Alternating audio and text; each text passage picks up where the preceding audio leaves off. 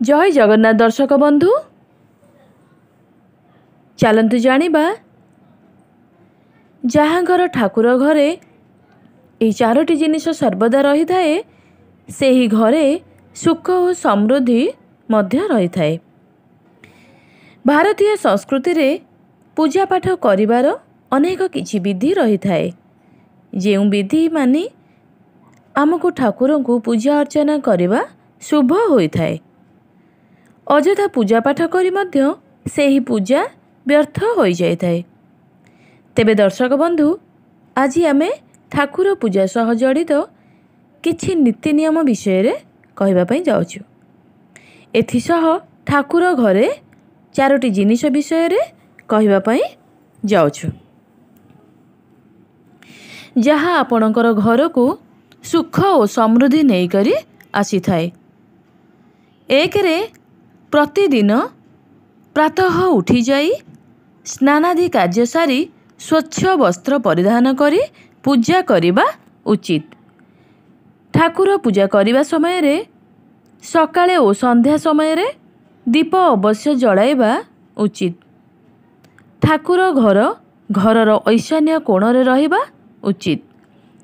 ठाकुर घरे गोटिए भगवानकर केवल गोटिए फोटो रखी पूजा करिबा उचित। कारण ठाकुर घरे गोटिए भगवानकर दुईटी फोटो बा मूर्ति रखी पूजा करा जाई न थाए। दुई रे ठाकुर घरे ठाकुरंकर फोटो व्यतीत पूर्वज बा कौनसी गुरुंकर फोटो आदि रखिबा अनुचित। कारण एहा द्वारा घरे नकारात्मक ऊर्जार बास होई थाए। तीन रे भगवान को चढ़ाइबा को थिबा फूल फल आदि कौनसी सामग्री को सुंघिकी चढ़ाइबा उचित नुहे। चारि रे कौनसी ठाकुरंकर छिड़ा होइथिबा बा क्रोधित मूर्ति ठाकुर घरे रखिबा उचित नुहे।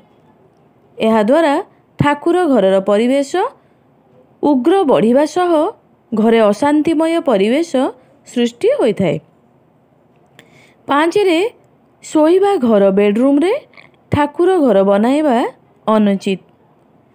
जदिओ कौनसी कारणवशतः बेडरूम रे ठाकुर घर बनाइबा को पड़ी थाए तेबे ठाकुर घर सम्मुख रे लाल रंगर परदा शोइबा समय रे ढांकिकी रखंतु। छरे ठाकुर घर को सर्वदा स्वच्छ और परिष्कार रखंतु। नचेत ठाकुर घर अपरिष्कार रहिबा द्वारा घरे दरिद्रता देखा जाय थाए। एहा व्यतीत ठाकुर घरे एही चारोटी जिनिष रखिबा अवश्य उचित। गंगा जल शंख कलश और घंटी आदि पूजा सामग्री ठाकुर घरे निहाती रखंतु। एहा द्वारा पूजा घर संपूर्ण रहिबा सह घरर मध्य उन्नति होई थाए।